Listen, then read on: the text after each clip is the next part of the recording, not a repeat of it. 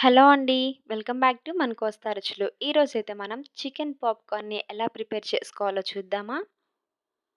దానికోసమైతే నేను ముందుగా ఒక హాఫ్ కేజీ చికెన్‌ని చిన్న చిన్న పీసెస్‌గా కట్ చేసుకొని బాగా క్లీన్ చేసుకొని పెట్టుకున్నానండి. ఇప్పుడు ఇందులోకి టేస్ట్‌కి సరిపడా సాల్టు, అదే విధంగా ఒక half table spoon pepper powder, ఒక 1 టేబుల్ స్పూన్ కారం, అలాగే ఒక 1 టేబుల్ స్పూన్ గరం మసాలా,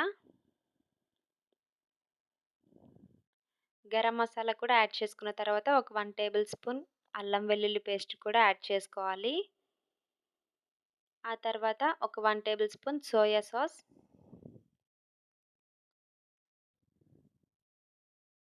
తర్వాత కొంచెం లెమన్ జ్యూస్ కూడా యాడ్ చేసుకోవాలండి. నాకు వీడియో రికార్డ్ అవ్వలేదు.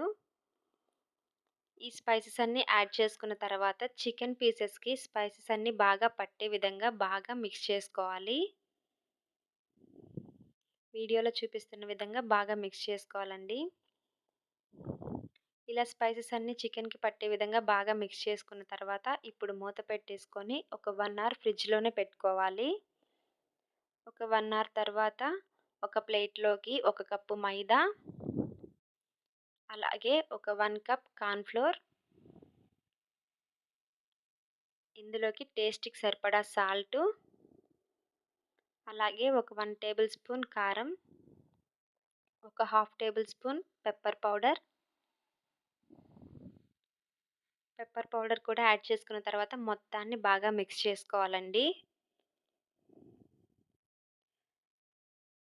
స్పైసెస్ అలాగే పిండి మొత్తం బాగా కలిసిపోయే విధంగా బాగా మిక్స్ చేసుకోవాలి.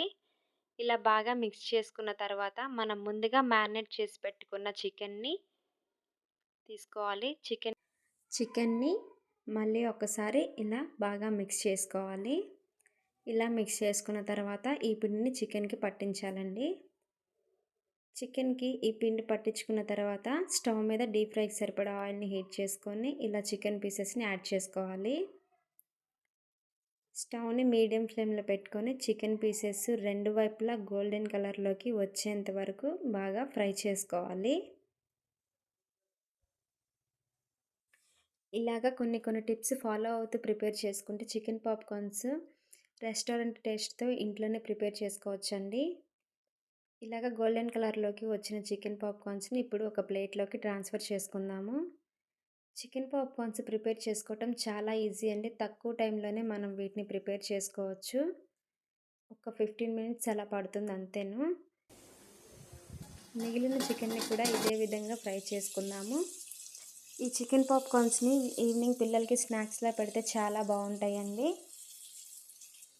ఇలాగ గోల్డెన్ కలర్‌లోకి వచ్చిన చికెన్ పాప్‌కార్న్స్‌ని ఒక ప్లేట్‌లోకి ట్రాన్స్‌ఫర్ చేసుకుందాము. చూసారు కదా, మనకి చికెన్ పాప్‌కార్న్స్ అనేవి పైన క్రిస్పీగా లోపల జ్యూసీగా ఎంత బాగున్నాయో. చికెన్ పాప్‌కార్న్స్ ప్రిపేర్ చేసుకోవటం ఇంగింతేనండి.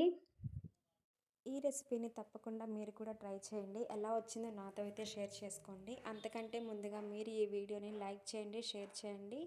ఇలాంటి మరిన్ని వీడియోస్ కోసం మన కోస్తా రుచుల ఛానల్ని తప్పకుండా సబ్స్క్రైబ్ చేసుకోండి. Thanks for watching.